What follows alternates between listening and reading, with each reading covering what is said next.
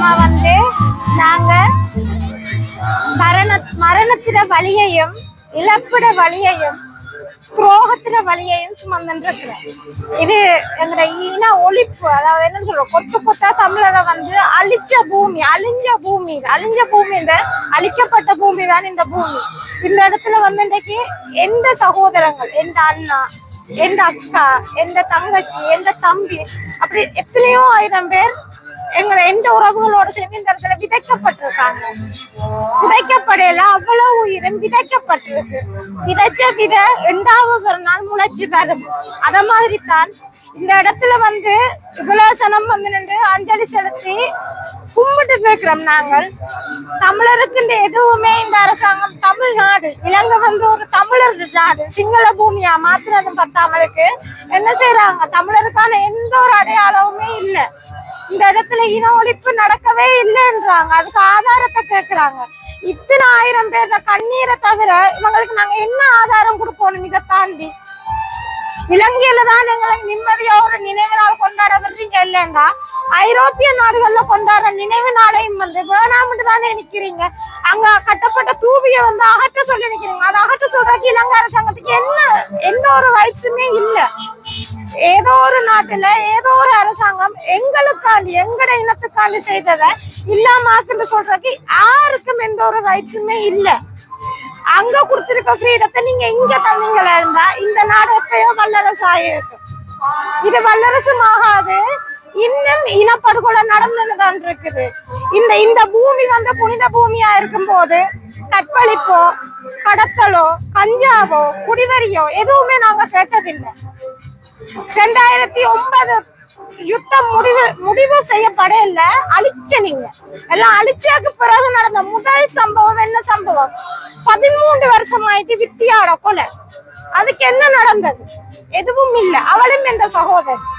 அதே நேரத்துல சிங்கள சகோதரர் 3 வயசு பிள்ளைக்கு என்ன நடந்தது? அந்த பிள்ளைக்கு என்னன்னு தெரியும்.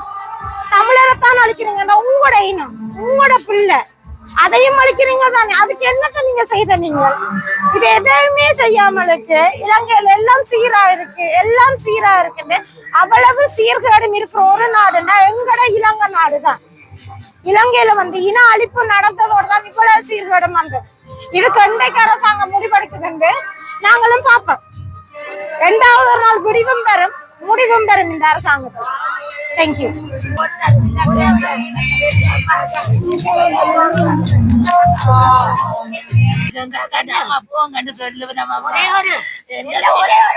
2022ஆம் ஆண்டு மே 18 முள்ளுமுற்றத்திலே நாங்கள் அனைவரும் ஒன்று திரண்டிருக்கிறோம்.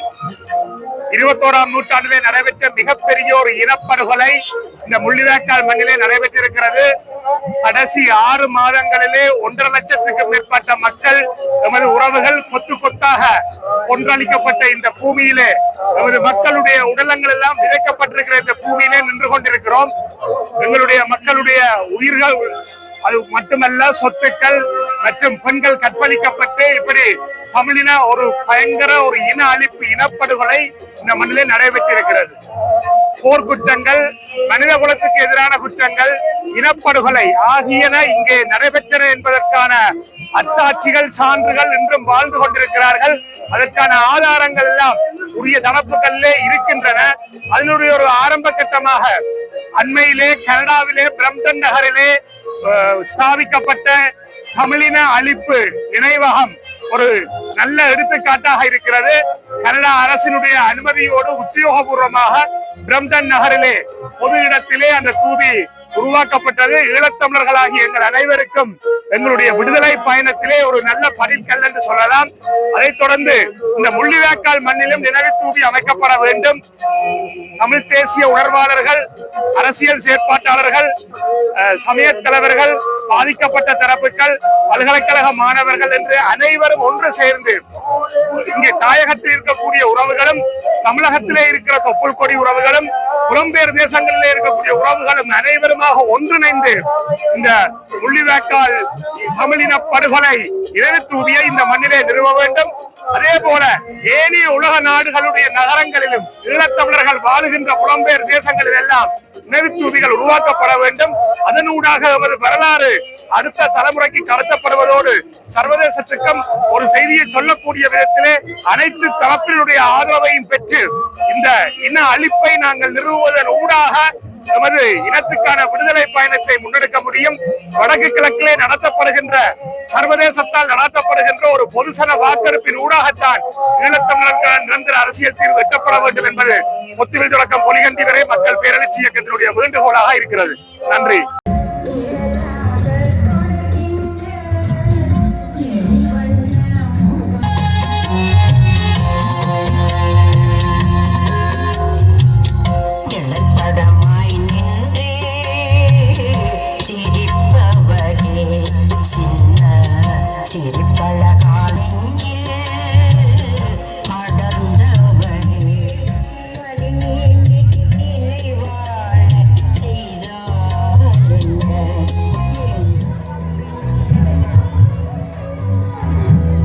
ஈழத்தமிழினத்துக்கு எதிராக சிங்கள பௌத்த பேரினவாத அரசால் திட்டமிட்டு அரங்கேற்றப்பட்ட இனப்படுகொலையை ஈழத்தமிழினம் நினைவு கூர்ந்து கொண்டிருக்கிறது.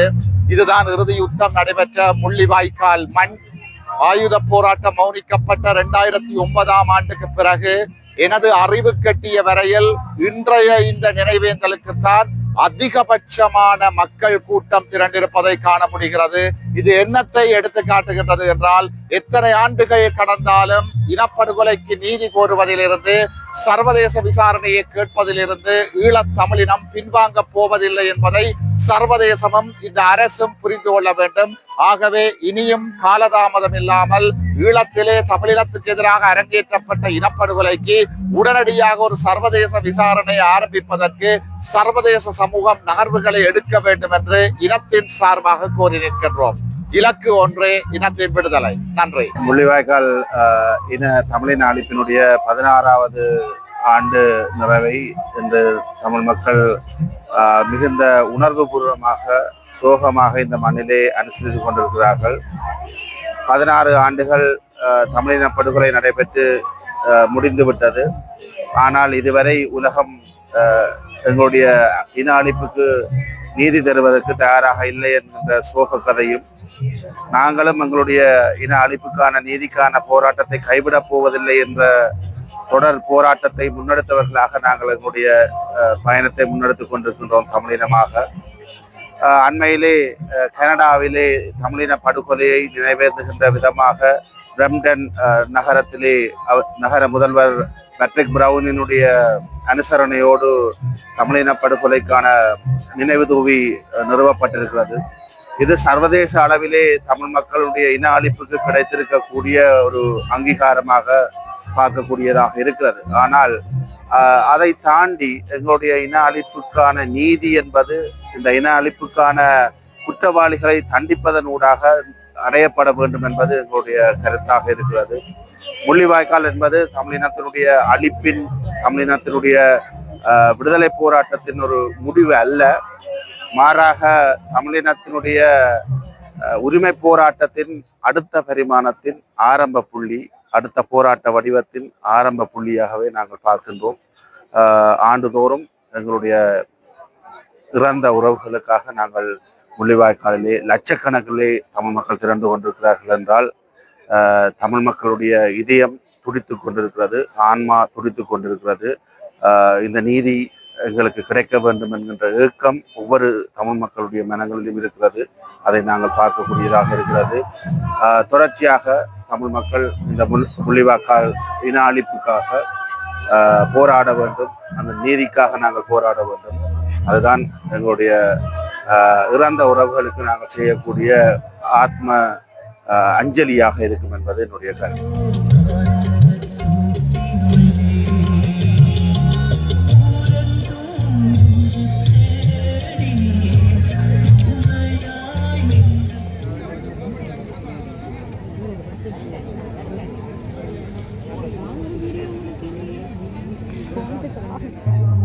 இலங்கை தீவுக்கு சுதந்திரம் கிடைத்தது என்று சொல்லப்படுகின்ற 1948ஆம் ஆண்டிலிருந்து தமிழ் மக்கள் மீதான தமிழின படுகொலை ஆரம்பமாகிவிட்டது.